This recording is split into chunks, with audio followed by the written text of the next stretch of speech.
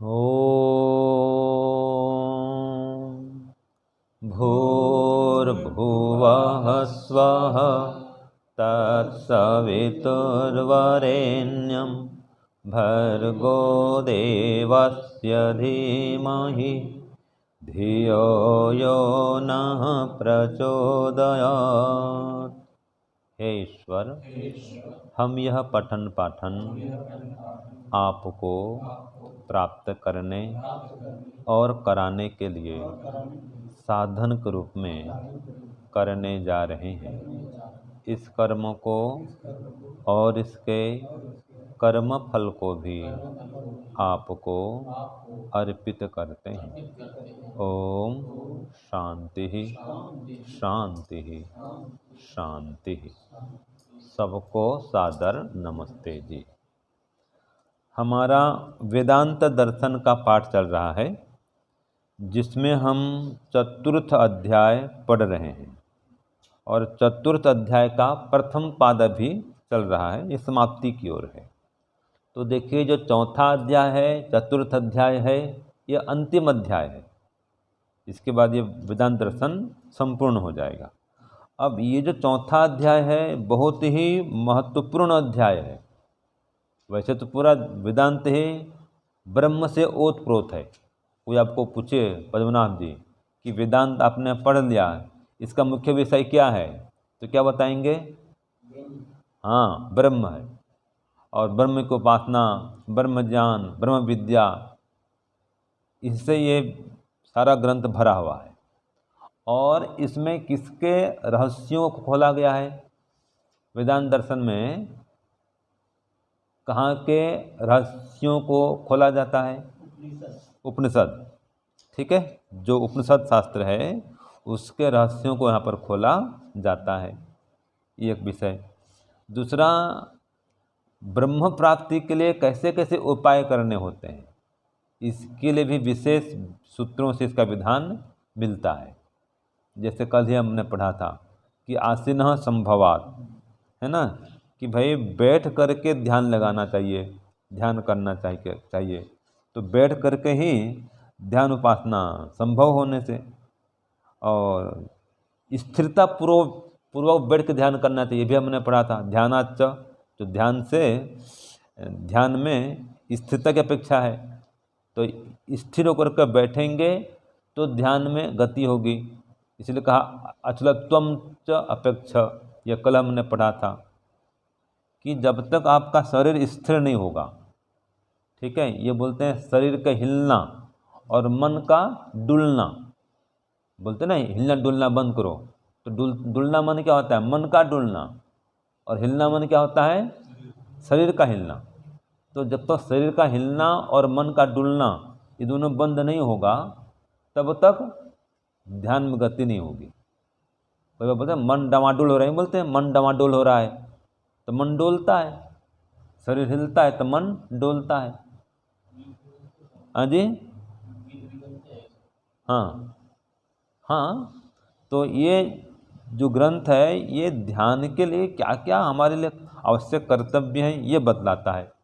और इसी बात को अन्य भाष्यकार भी कहते हैं, अन्य शास्त्रकार भी कहते हैं। जैसे हमने पढ़ा था अभी स्मरन्ति च, कि जो अन्य आचार्यगण हैं वो भी स्मरण करते हैं, स्मृतियों में इसका प्रतिपादन करते हैं कि ध्यान में बैठना है तो आसन को स्थिर करो। और योग दर्शन में तो जो योग के 8 अंग हैं उसमें इसका तीसरा अंग ही है यम, नियम, फिर आसन, है ना। ऐसे ही देखो गीता में भी कहा है शुचौ उद्देश्य प्रतिष्ठाप्य स्थिरम आसनम आत्मनः। शुचौ उद्देश्य माने शुद्ध देश में हैं बैठ करके स्थिरता पूर्वक आसन लगा करके आत्मा को परमात्मा में संयुक्त करें। तो गीता भी जो शास्त्र है भी ऐसे कहता है। तो सार ये निकला कि वेदांत दर्शन हो, योग दर्शन हो, इन सबका तो मुख्य लक्ष्य क्या है? ईश्वर की प्राप्ति कराना, ईश्वर की ओर बढ़ाना, ठीक है। और जो वेदांत है ये उपनिषद को साथ में लेकर चलने वाला है। लगभग उपनिषद के प्रकरणों को ही भाष्य में खोला जाता है और सूत्रों में भी इसकी व्याख्या होती है। उसकी शंकाओं का समाधान होता है ना। तो इस प्रकार से जब हमारा वेदांत दर्शन है ब्रह्म ज्ञान से ओतप्रोत है, ब्रह्म के विषय से भरा हुआ है, और ध्यान, उपासना, साधना, इसके लिए जो आवश्यक साधन है इन सब का प्रतिपादन करता है। तो जो चौथा अध्याय बहुत ही महत्वपूर्ण है, इसके सूत्र भी महत्वपूर्ण हैं। इन सूत्रों को आप याद करिएगा, है ना, और लिख करके रखिएगा, ठीक है जी। हाँ, तो सूत्र कहाँ तक हो गया था हमारा, इसका 10 तक हो गया था। अब हमारा सूत्र क्या चलेगा, 11 चलेगा। मंत्र पाठ हो गया था ना, ठीक है। तो विषय क्या चल रहा था हमारा, आसन कहाँ लगाएं। अभी वैसे यह देखो आ रहा है सूत्र 11, पहले पढ़ते हैं। सूत्र बोलिए, यत्र एकाग्रता तत्र अविशेषात्। ये सूत्र 11 हुआ। अब देखो इसका विषय वही चल रहा है कि ब्रह्म ध्यान के लिए आसन कहाँ पर लगाएं।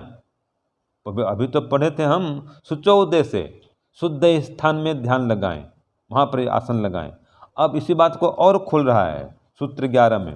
वो शुद्ध स्थान कौन सा होना चाहिए, जंगल हो, पर्वत हो, पहाड़ हो, कहाँ पर हो, ठीक है ना। यहाँ तो कहा दिया सुचोदय से प्रतिष्ठाप्य, शुद्ध स्थान में बैठ करके अपना ध्यान लगाओ, आसन लगाओ, ध्यान करो।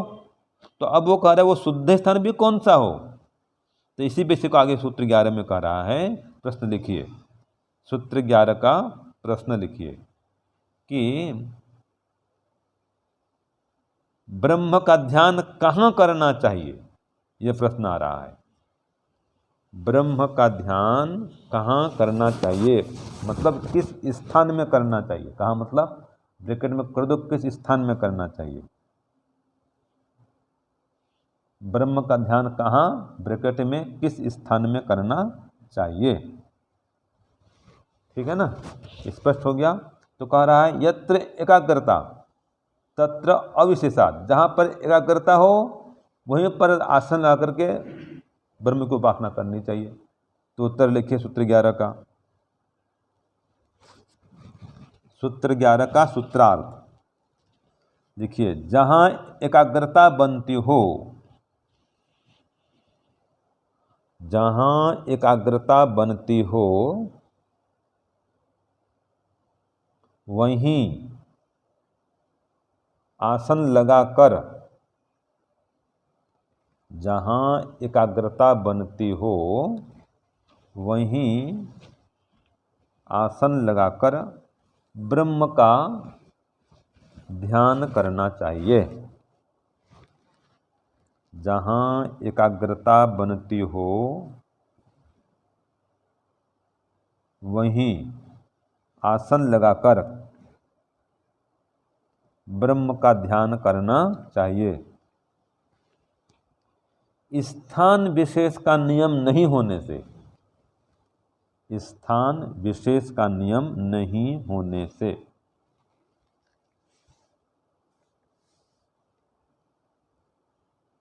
ठीक है। ये क्या कह रहा है कि स्थान विशेष का कोई नियम नहीं होने से, इसका मतलब क्या है, घर में भी कर सकते हैं, गुरुकुल वाले गुरुकुल में कर सकते हैं। कोई जंगल में तपस्या कर रहा है, कोई महात्मा, वो तपस्वी है तो जंगल में करे। जो भी जहाँ रहता है वहाँ ध्यान करे, लेकिन क्या शर्त कहा, वहाँ पर एकाग्रता बननी चाहिए, स्थान शुद्ध होना चाहिए, स्वच्छ होना चाहिए। तो शुद्ध स्थान हो, स्वच्छ स्थान हो और मन एकाग्र होता हो। तो घर में कोई पूजा घर रखते हैं, कभी देखा होगा आपने, है ना। हर घर में एक पूजा स्थल होता है जहाँ बैठ करके कहीं कोने में, ज़्यादा कोई पूजा घर अलग से नहीं है तो इसी कमरे में ही, एक ही कमरे में एक स्थान में बैठ के ध्यान करते हैं। अलग अलग कमरे नहीं है। कई बार नगरों में ऐसा होता है कि अलग से पूजा घर नहीं होता है। तो अलग से पूजा घर नहीं हो तो भी जहाँ पर रहते हैं, सोते हैं, उसी कमरे में ही एक कोना में स्थान रख लेते हैं और वहाँ दीपक जलाएंगे, बातें करेंगे, कोई ग्रंथ भी रखते हैं पढ़ने के लिए और ध्यान के लिए आसन बैठाते हैं, लगाते हैं, ध्यान करते हैं। तो मतलब जहाँ भी एकाग्रता बनती हो, वो चाहे घर हो, चाहे वन हो, चाहे गुरुकुल आश्रम हो, आसन लगा करके वहाँ पर ब्रह्म का ध्यान किया जा सकता है। ये सूत्र 11 का सार है। तो भाष्य में भी यही कहा है कि यत्र यस्मिन् स्थाने ही एकाग्रता संपद्येत। देखो, जिस स्थान में भी एकाग्रता का संपादन हो सके, तत्र तस्मिन् स्थाने खलु आसनम विधाय। देखो कहा ना, उसी स्थान में आसन लगा कर कह रहा है, आसनम विधाय ब्रह्मोपासनम कुर्यात। तो आसन लगा करके ब्रह्म की उपासना करनी चाहिए। कुतः, क्यों? तो कहा अविशेषात, कि स्थान विषय में कोई विशेष आग्रह नहीं होने से, कोई विशेष नियम नहीं होने से, अविशेषात समान होने से सभी जगह आप ध्यान लगा सकते हैं। नगर में, गांव में, घर में, जंगल में, वन में, कहीं भी जाओ, नदी में, नाले में। उसे वेद में तो आता है संगमे च नदी नाम, ठीक है, उपहवरे गिरि नाम और संगमे च नदी नाम दिया विप्रो अजायत। वो विशेष स्थान है, मना नहीं, उसको वहाँ भी कर सकते हैं, लेकिन घर में नहीं करें ऐसा नहीं है, घर में भी कर सकते हैं। जो गुरुकुल वाले हैं गुरुकुल में कर सकते हैं। जो जहाँ रहता है मन का एकाग्र होना यह अनिवार्य है, ठीक है, इसलिए कहा अविशेषात। तो देखो फिर कह रहा है आगे कि न ही कश्चित विशेषो अस्ति स्थान विषय। ये भी स्पष्ट कर दिया कि स्थान विषय में कोई विशेषता इसमें नहीं है कि अमुक स्थान में ही होगा, घर में नहीं होगा, ऐसा नहीं है। गुरुकुल में ही होगा, नगर में नहीं होगा, ऐसा भी नहीं है। तो कहा मनसा के लिए एकाग्रता विशेष हेतु आसन विधान है। मन की जो एकाग्रता है वही विशेष इसमें आग्रह है। मन का एकाग्र होना चाहिए, चाहे घर में करो, जंगल में करो, वन में करो, गुरुकुल में करो, गौशाला में करो, पाकशाला में करो, कहीं करो, और आसन लगा कर करो, बैठ के करो, ये कह रहा है। चलते फिरते जब तो हो जाएगा, मना नहीं है, लेकिन विशेष ध्यान करना हो तो बैठकर करना चाहिए, आसन लगा करना चाहिए। तो इसी बात को कहा श्वेतास्त्र उपनिषद में कि मनो अनुकूले न तो चक्षु पीड़ने, मन की अनुकूलता से ध्यान करो। आंख दर्द हो जाए ऐसा भी आंख बंद भी मत करो, है ना। मनो अनुकूले न तो चक्षु पीड़ने। कई लोग ध्यान बैठते हैं ऐसा आंख को एकदम बंद करते, देखना आंख भींच देते हैं, देखा आपने से टाइट कर देंगे, तो ऐसा भी नहीं करना चाहिए। आंख आराम से बंद करो, कोमलता से बंद करो, आराम से बंद करो, मन की अनुकूलता से ध्यान करो।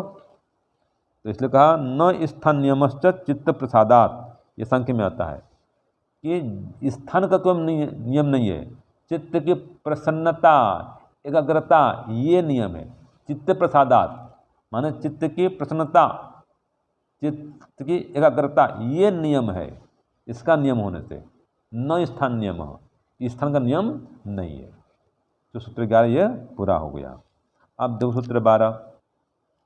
सूत्र 12 बोलिए, आप्रायणात तत्रापि दृष्टम। अब देखो क्या कह रहा है इसमें। भूमिका में कहा कि ब्रह्मोपासनम ब्रह्म ध्यानम व कियंतम कालम आयुषुक आयुषी खलु आवर्तयेत इति जिज्ञासाम उच्यते। कि जो ब्रह्म की उपासना है कितने समय तक करना चाहिए, कितनी आयु तो यहाँ पर कहा है। कियंतम कालम आयुषी, किस आयु पर्यंत, आवर्तयेत इसकी आवृत्ति करे, माने ध्यान उपासना कितने काल तक करे, ये प्रश्न वहाँ लिखिए। सूत्र 12 का प्रश्न लिखिए, जीवन में कितने काल तक, ब्रैकेट में कितनी अवस्था तक, कितनी आयु तक ब्रह्म का ध्यान करना चाहिए। जीवन में कितनी आयु तक, कितने काल तक मतलब कितनी आयु तक, है ना। तो कितने समय तक कहो, कितनी आयु तक कहो, कितने काल तक कहो, एक ही बात है, ब्रह्म का ध्यान करना चाहिए। ये प्रश्न हुआ जी, है ना। मतलब ब्रह्म का ध्यान कब तक करना चाहिए, एकदम सरल कर दिया है। ब्रह्म का ध्यान कब तक करना चाहिए, सार ये निकला। उत्तर लिखिए 12 का, जीवन भर ब्रह्म का ध्यान करना चाहिए, ये उत्तर आए जी। जीवन भर ब्रह्म का ध्यान करना चाहिए, अर्थात मरण पर्यंत, मृत्यु पर्यंत।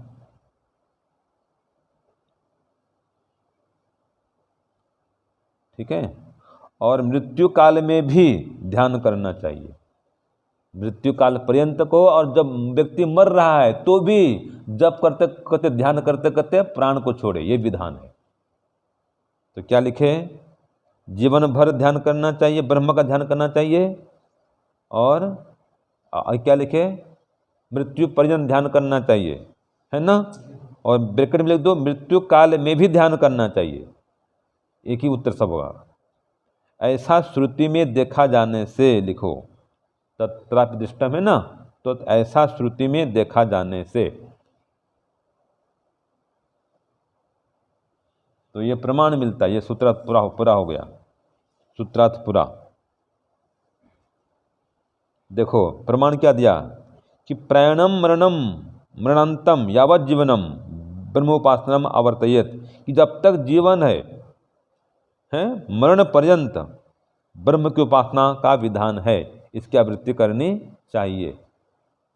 कैसे, तो प्रमाण दिया प्रश्नोपनिषद का कि स यो हवे तद भगवान मनुष्येषु प्रायणंतम, माने मृत्यु पर्यंत, जब तक शरीर है मरण तक, मरण होने तक क्या करे, ओंकारम अभिध्यायित, ओंकार का ध्यान करे, ये विधान है। देखो आ गया ना, मरण पर्यंत ओंकार का ध्यान करे।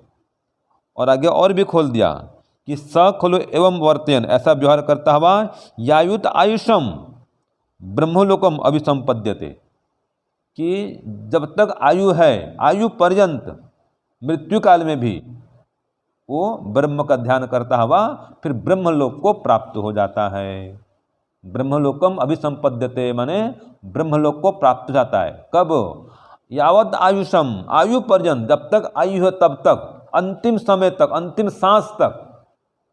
तो ध्यान करते करते ही प्राण छोड़े, ये नियम है, तो क्या होगा, वो ब्रह्मलोक को प्राप्त हो जाएगा।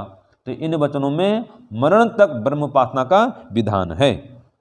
ठीक है, तो तत्रापि प्रायण कालेपि ब्रह्म ध्यानम कार्यमिति, इसलिए प्रायण काल में ही, प्रायण काल माने मरण काल, एक होता है जन्म काल, एक होता है प्रायण काल, प्रायण माने मरण काल, तो मरण काल में भी ब्रह्म का ध्यान करना चाहिए। कभी ऐसे प्रार्थना करते हैं आप ईश्वर से कि हे ईश्वर ऐसी कृपा करना कि मैं मरण काल में भी आपका नाम जप करते करते, आपका ध्यान करते करते आसानी से शरीर का त्याग करूं, प्रार्थना करते हैं। मैं जैसे प्रार्थना करता हूँ ईश्वर से कि हे प्रभु ऐसी कृपा करना कि अंतिम समय भी आपका ध्यान करते करते मैं शरीर का त्याग करूँ, होश हवास के साथ में ध्यान करते हुए। क्या मंत्र आता है, उर्वार कुम्य बंधनात् मृत्युर्मुक्षि मां मृतात्, जैसे खरबूजा पूरा पक करके, पक जाने पर आसानी से अपने बेल से अलग हो जाता है, लता से बेल से अलग होता है, वैसे हम भी पूर्ण आयु प्राप्त करके आसानी से शरीर का त्याग कर दें। और मृत्युर्मुक्षि मां मृतात्, आपके मोक्ष पद से दूर नहीं रहें, आपके मोक्ष पद को प्राप्त करें, ये प्रार्थना करनी चाहिए।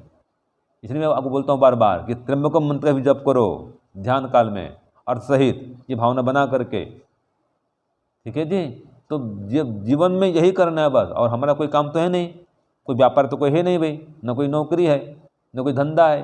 पढ़ो पढ़ाओ ध्यान जप करो, वेद प्रचार करो, ये सिखाओ ध्यान कराओ, मुख्य बात तो ये है। तो यह सूत्र में उत्तर मिला कि मृत्यु पर्यंत ध्यान करना चाहिए। और देखो, सो अंत वेलायाम एतत्रयम प्रतिपद्येत, अंत वेला में भी इतना स्पष्ट कितना करेगा, देखो कि अंत वेला में भी इस त्रय को प्राप्त करे, माने ज्ञान कर्म उपासना, ये त्रय विद्या है, सुना होगा आपने, वेद की त्रय विद्या है, ज्ञान कर्म और उपासना। तो अंतिम काल तक क्या कहा है, यावत जीवेत सुखम जीवेत, कि सुखपूर्वक जिए, लेकिन ध्यानम कुर्या, ध्यान करते हुए। हाँ, वो वहाँ तो उल्टा है, ऋणम कृत्वा घृतम पिबेत, ऐसा मजा मौज करो, ऐसा वहाँ पर, ऐसा हमारा नहीं है।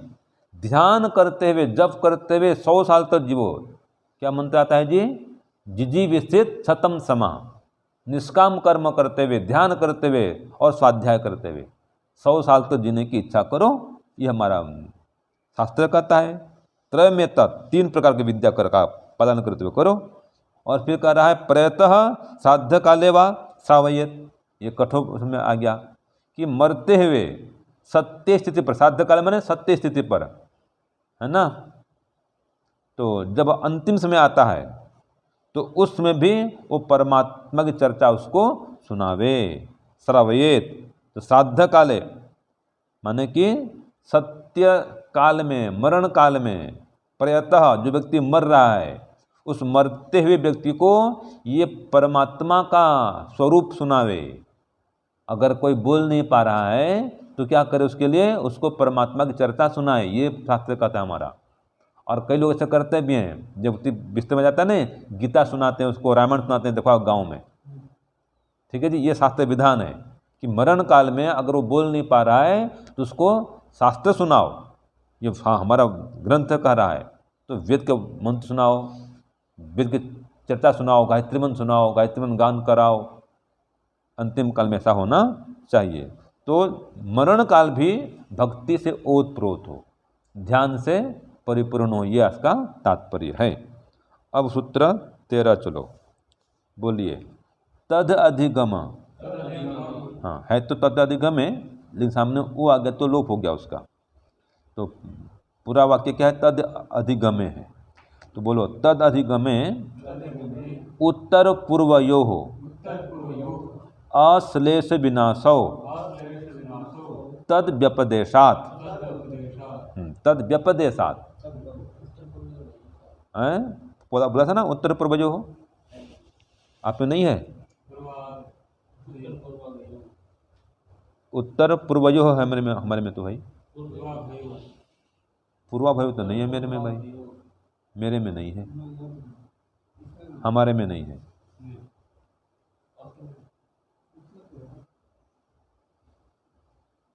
इस हाँ, एक दूसरे में है उत्तर पूर्वाघयो है, एक में तो पूर्वाघयो है ना, और एक पुस्तक में उत्तर पूर्वयो है। हाँ, हिंदी वाले में उत्तर पूर्वयो है और संस्कृत वाले में उत्तर पूर्वाघयो है। फिर अश्लेष विनाशो तद व्यपदेशात, ऐसा है।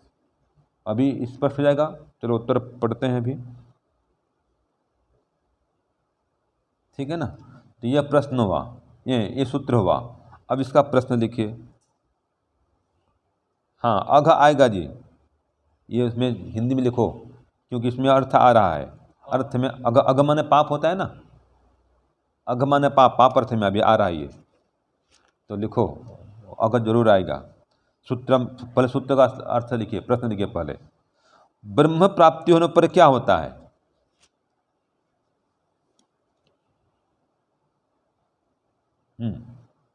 अब स्पष्ट हो गया। ब्रह्म प्राप्ति होने पर क्या होता है ना, ये प्रश्न हुआ। तो देखो उत्तर में खोल दिया गया। अभी लिखो, अगर बिना उत्तर अधूरा है, सूत्र अधूरा है। तो कहा है तद अधिगमे।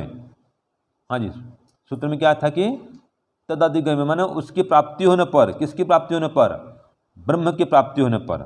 फिर अभी देखो आ रहा है उत्तर पूर्व अघयो हो अश्लेष विनाशो। ये तो उत्तर है कि उत्तर माने बाद का, पूर्व माने पहले का, जो भी आगे पीछे का पाप होता है उसका अश्लेष उसमें चिपकता नहीं है, और विनाशो उसका विनाश हो जाता है। जो योगी व्यक्ति ब्रह्म की प्राप्ति कर लेता है उसके पहले के बाद के सारे पाप खत्म हो जाते हैं, पाप से उसका संपर्क टूट जाता है, अर्थात पिछले पाप तो दब जाते हैं, ठीक है ना, आगे पाप करता नहीं है वो।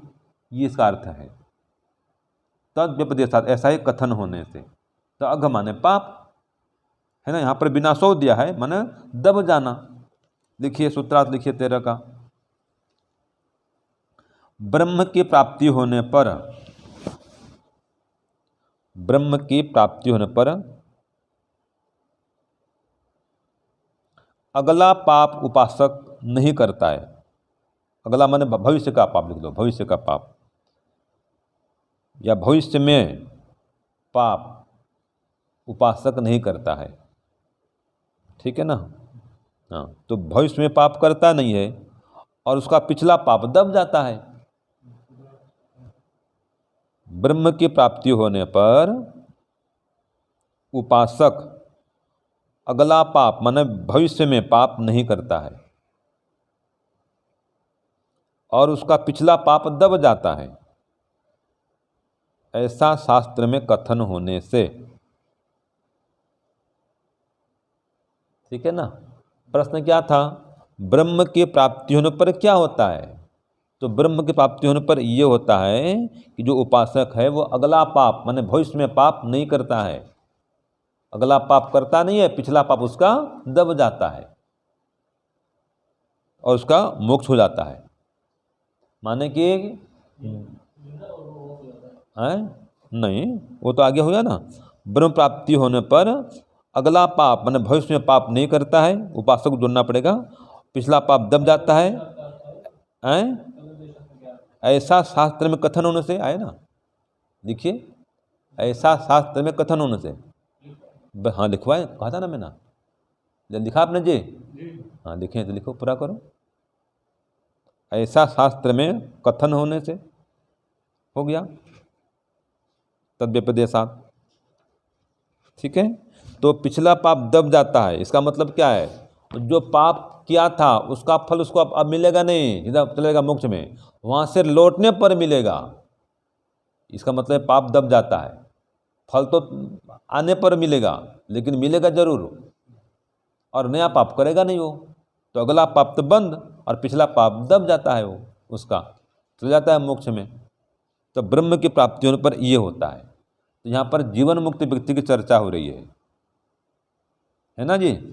तो सूत्र 13 में यही कहा गया है कि उपासना अभ्यास से न सत्य ब्रह्म अधिगमे, उपासना का अभ्यास करते करते करते करते देखो ब्रह्म की प्राप्ति होने पर ये साधन बताया, उपासना अभ्यास है न, दिखाया ना भाष्य में, उपासना अभ्यास से न सत्य ब्रह्म अधिगमे, उपासना का अभ्यास करते करते ब्रह्म की प्राप्ति हो जाने पर उत्तर पूर्वयो पापयो क्रमेण अश्लेष मने विनाशो भवतः, उत्तर माने बाद के, पूर्व माने पहले के, तो पहले के और बाद के दोनों जो उसके पाप हैं वो विनष्ट हो जाते हैं। और विनष्ट होना मतलब पिछला पाप का दब जाना और नया पाप का नहीं होना। इसी को और खोला है, उत्तरस्य पापस्य अश्लेष असंपर्क अर्थात संसर्ग अभाव। ठीक है, उत्तर के पाप से, भावी पाप से उसका संपर्क टूट जाता है। अश्लेष में चिपकते नहीं उसके पाप, उसमें पाप चिपकते नहीं है, पाप से उसका संसर्ग रहता नहीं है, तो आगे तो पाप करता नहीं है। और पूर्वस्य पाप से विनाश, जो पिछला पाप था वो दब जाता है। यहाँ लिखो विनाश माने दबना, यह अर्थ मत करना विनाश होता है, यह अर्थ निकालना पड़ेगा आपको। तो तत्र उत्तर से पाप से तो संसर्ग अभाव, वही खोल रहा है कि उत्तर के पाप से संपर्क का अभाव हो गया, उसका टूट गया।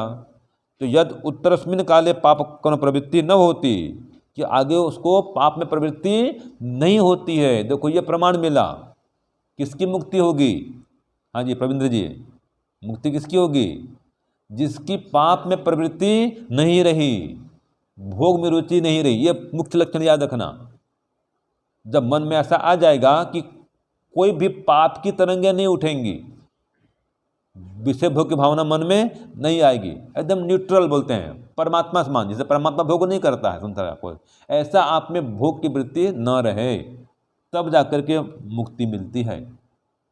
यह आया था ना, जब उसके हृदय में स्थित कामनाएं खत्म हो जाती हैं, हृदय स्थिता कामा, जी हृदय में स्थित कामनाएं हैं वो विनश्यन्ति, जब नष्ट हो जाते हैं तब वो कामना वो नष्ट होने पर मोक्ष होता है। यहाँ पर यही कहा है।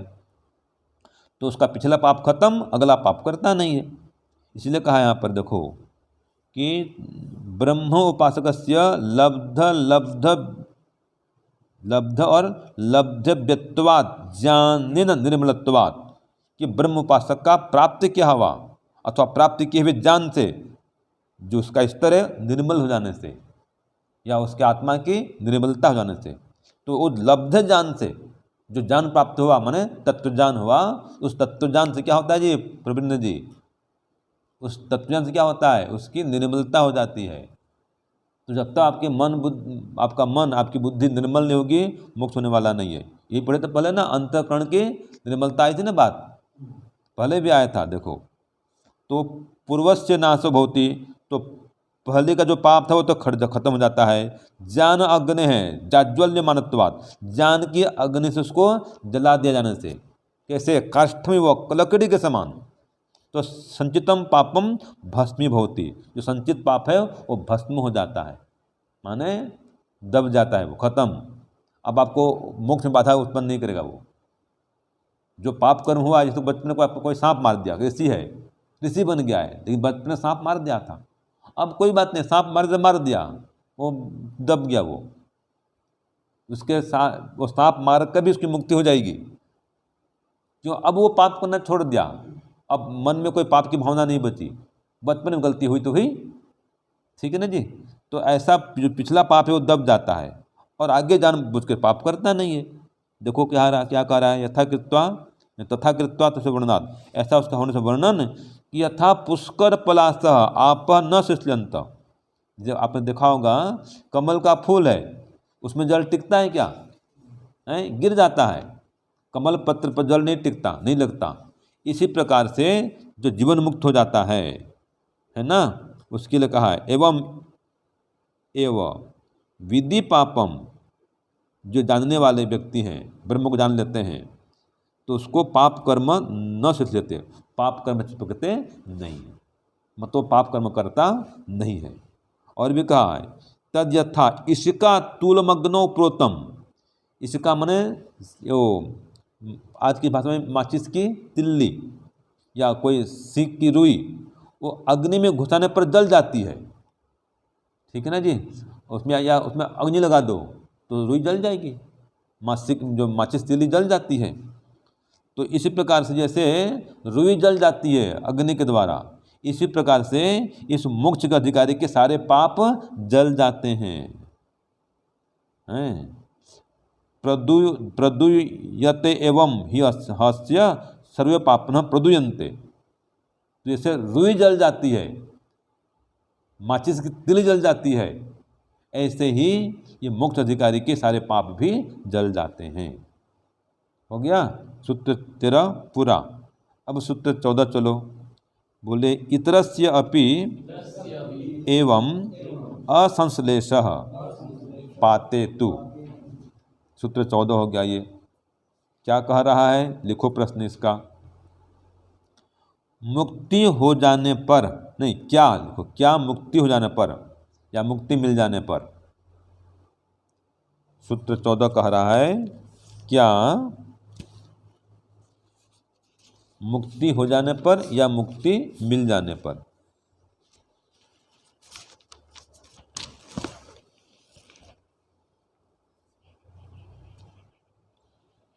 पुण्य कर्म अपना फल प्रदान करते हैं। क्या मुक्ति हो जाने पर, माने मुक्ति मिल जाने पर पुण्य कर्म अपना फल प्रदान करते हैं? यह प्रश्न हुआ, बहुत अच्छा प्रश्न है। देखो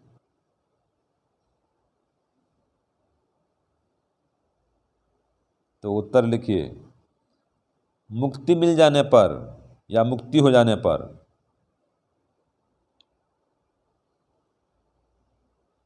पुण्य कर्म भी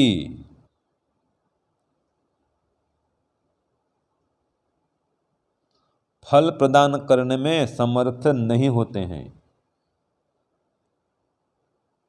पुण्य कर्म भी फल प्रदान करने में समर्थ नहीं होते हैं।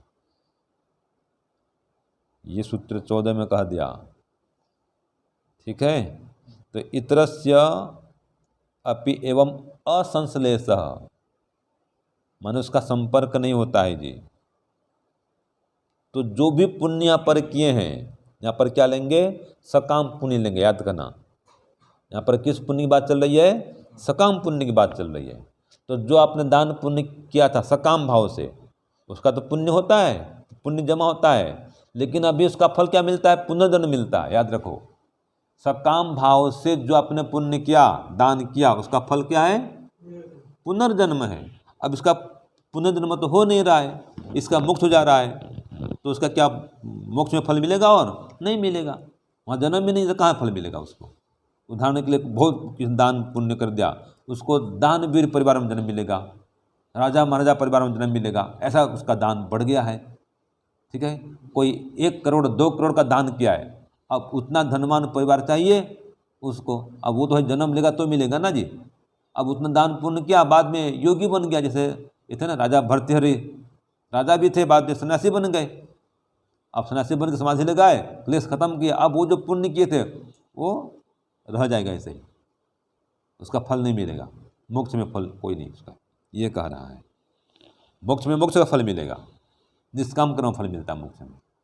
ठीक है, चलो अब सूत्र 14 का ये हो गया।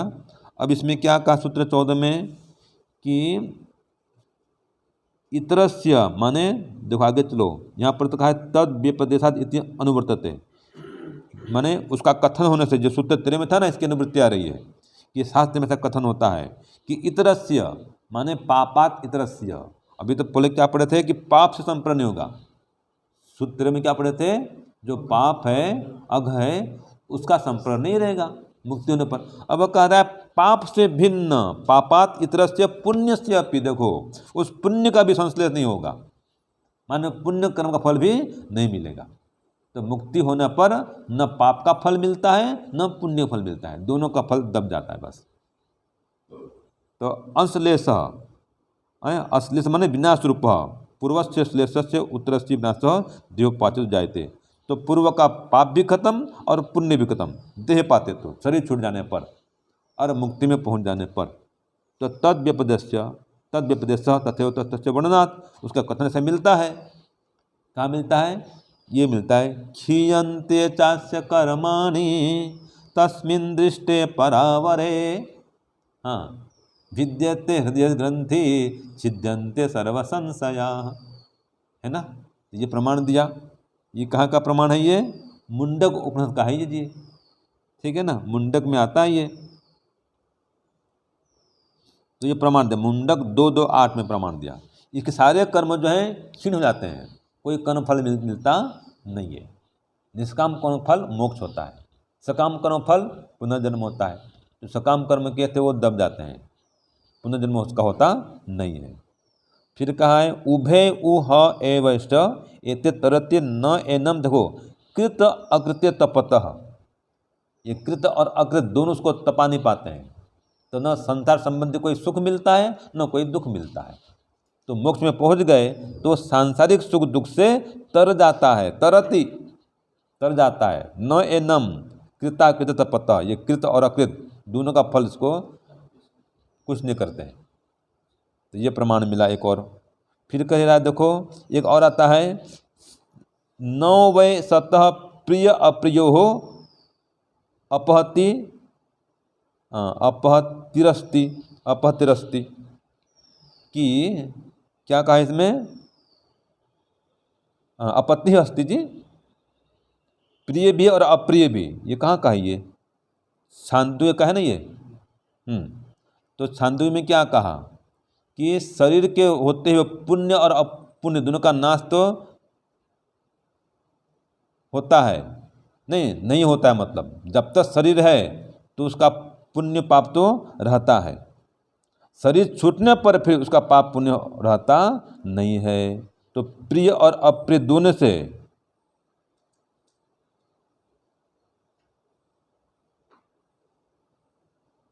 प्रिय अप्रिय हो, प्रिय से भी और अप्रिय दोनों से ही उसकी स्थिति हट जाती है। कब, मुक्ति हो जाने पर तब। तो कहा अशरीरम वाव संतम न प्रिय प्रिय स्पृशता, इसी को ही खोल रहा है ये, कि शरीर से छूट करके वो प्रिय और अप्रिय दोनों से ही रहित हो जाता है।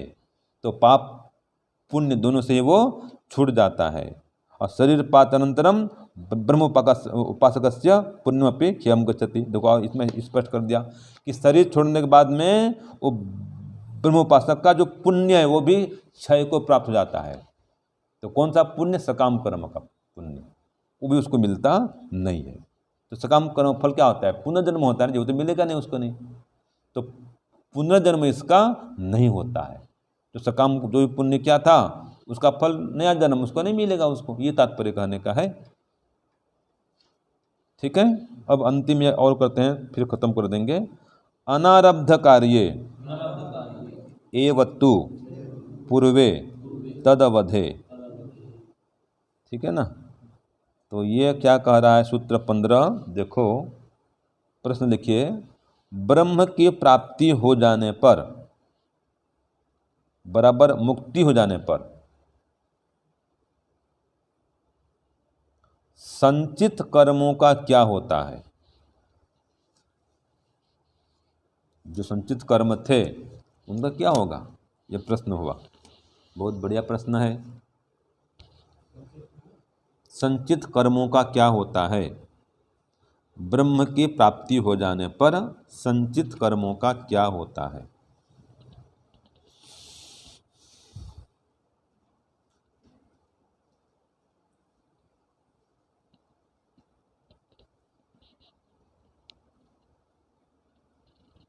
तो लिखिए, उत्तर लिखिए।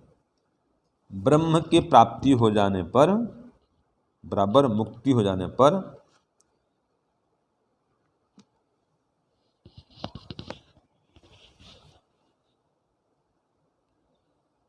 पूर्वकृत जो संचित कर्म हैं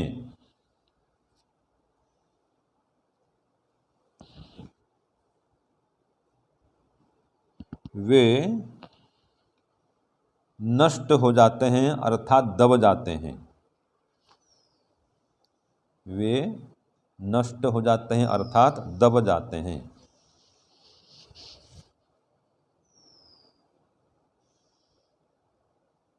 आगे लिखिए, उनके फल को रोके रखने की अवधि मोक्ष तक, उनके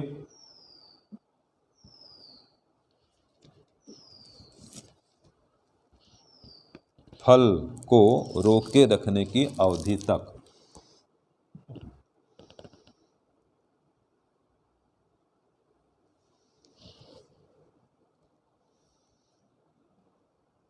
ठीक है, तो ये सार निकला कि जब तक शरीर में है तब तक तो ठीक है, अगर नया जन्म होने वाला है तो संचित कर्म रहेंगे और उसके आधार पर नया जन्म भी मिलता है। ये नियम है, देखो कि जब तक ये शरीर है संचित कर्म इकट्ठे हो रहे हैं और उन्हीं कर्मों के आधार पर क्या होता है, नया जन्म मिलता है। जब शरीर छूट जाएगा, अगर मोक्ष हो जाएगा तो संचित कर्म क्या करेंगे, फिर नया जन्म नहीं देंगे उसको। ठीक है, उसके जन्म का अभाव हो जाता है। तो ये जब तक शरीर है और कर्म कर रहा है, सकाम कर्म हो रहा है, तो संचित कर्म इकट्ठे होंगे, जमा होते रहेंगे। और अगर मोक्ष नहीं होगा तो उन्हीं संचित कर्मों के आधार पर आपको नया जन्म मिलेगा। और अगर मुक्ति हो गई तो मुक्ति हो जाने पर, ब्रह्म प्राप्ति हो जाने पर वे संचित कर्म क्या हो जाएंगे, दब जाएंगे। और कब तक दबे रहेंगे, तो क्या कहा इसमें कि मोक्ष की अवधि बने रहने तक। जब तक मोक्ष में तब तक वो कर्म दबे रहेंगे। देखो ये भी आ गया प्रमाण। कोई कहते हैं ना जी कि मोक्ष से लौटने पर कैसे फल मिलता है, यही तो है भाई, जो संचित कर्म किए तो वो दबे रहेंगे, इन्हीं कर्मों का फल फिर मुक्ति से लौटने पर मिलता है। ये प्रमाण रूप में काम आएगा ये, कि मोक्ष से लौटने पर भी ये फल मिलता है, ये कर्म पड़े रहेंगे तब तक। ठीक है ना, तो सार ये निकला, जब तक कर्म का फल भोग नहीं करोगे वो फल नष्ट होने वाला नहीं है। और मुक्ति भी चले गए तो भी वहाँ से लौटने के बाद फिर भोगना ही पड़ेगा। तो ये इसमें प्रमाण दे दिया सूत्र 15 में। ओम शांति शांति शांति, सर्वेभ्यो नमः।